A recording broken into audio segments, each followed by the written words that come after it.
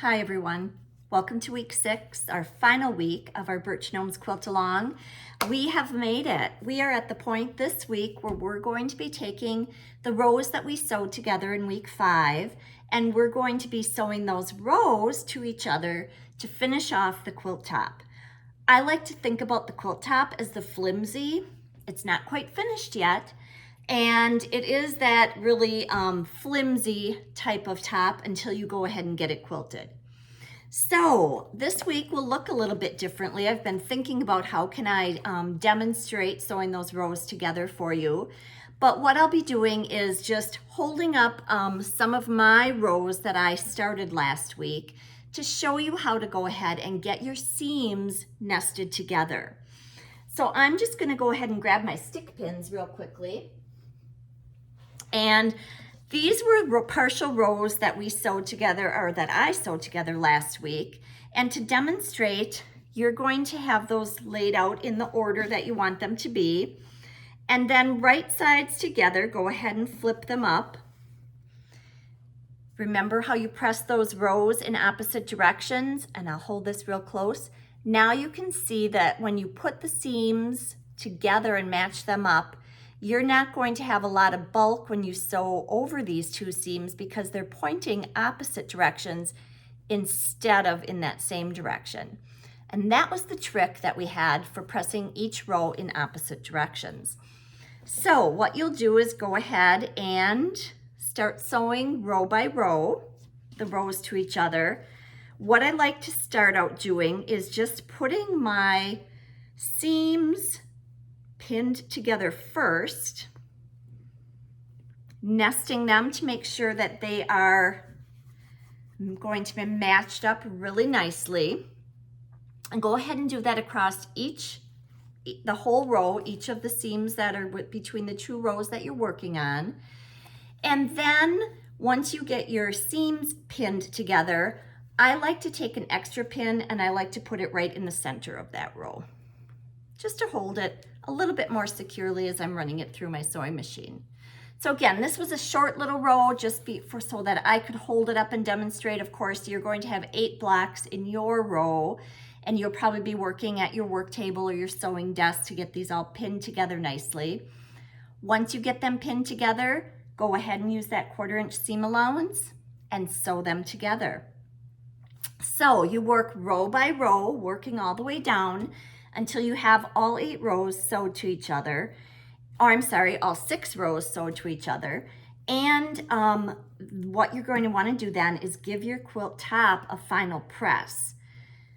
I am not a real fan of pressing seams open.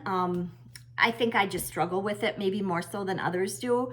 But what I like to do is just press those final seams that are across each row.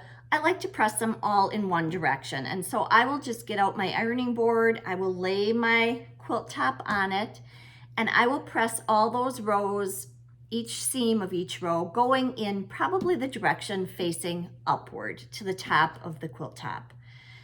If you're one that is okay with pressing your seams open, you can do that as well.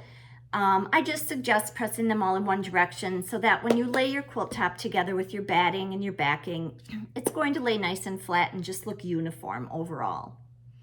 So my words of wisdom this week are: take your time pinning your rows together, getting those seams nested, put in a couple more pins between each of the blocks in the middle.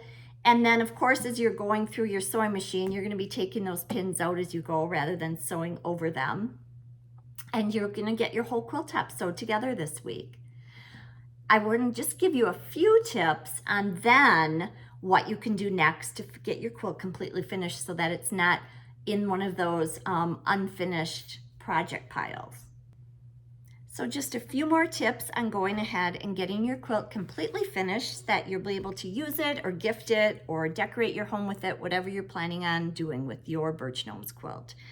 I just want to show you how mine had turned out. I had chosen a really fun, cute little hedgehog and squirrel and different little objects are on here for the backing of my quilt. It has a lot of different shades of gray.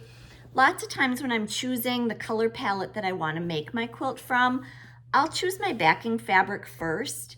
And if you notice along the selvage edge of your fabric are little colored dots, those are the colors that the fabric designer has put in that fabric.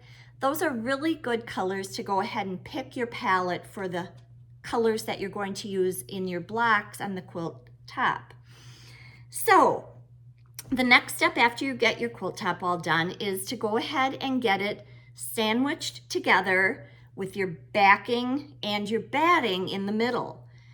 You can do that either on a floor, a really nice hard tiled floor works well, 2 tables pushed together works really well. Also, your cement basement floor works well. And you'll tape your backing down, and then you'll go ahead and like to use like 1.5 inch stainless steel pins to pin your quilt top to it. The trick to basting your quilt together is to get all of the wrinkles out so that once you are getting your quilt quilted, you're not going to end up with fold over and wrinkles either underneath or on the quilt top. So the next step after you've basted your quilt together is you're going to go ahead and get it quilted. A quilt this size, a throw size quilt, is very doable on your domestic machine.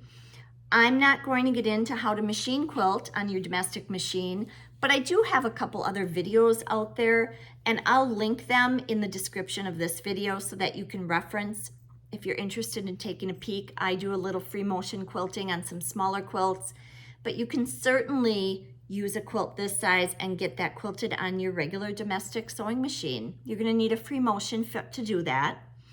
Or if you're choosing to quilt it with just straight line quilting, you're going to want to have a walking foot to do that as well. So you're going to get your quilt quilted, and then what's next? The binding. So again, I have a few more videos that I can link in the description of this video that you'll be able to walk through and take a look at how I've done a binding on another quilt. They're really done the same way. The quilt pattern will tell you how many binding strips to cut and how to sew them together. I've included that all in the pattern, but I'm not going to include that in the videos of this quilt along just for the sake of time. And you may choose to do it a little bit differently than I have. You might choose to send your quilt out to a long arm quilter. That's a really quick way to just get your quilt finished up. Sometimes it's worth paying up and paying that extra money to a long arm quilter just to get your project done. Don't forget, the very last thing that you'll want to do on your quilt is give it a label on the back. At the bare minimum, your label should include the name of the quilt, who made it, that would be you, and the date that it was finished. You can include the actual date or just the year is really good enough, so that years down the road, when this heirloom quilt has been passed down to others beyond you, they're gonna know who made this beautiful quilt and when it was made. So I hope you've enjoyed working through making your Birch Gnomes quilt with everyone and following along on all the videos. They will all be accessible yet for you to go back and look at if you make the quilt again in the future, or if you just need to go back and review them as you're finishing up your Birch Gnomes quilt. I've enjoyed providing this quilt along for you, and I look forward to the next one. Thank you.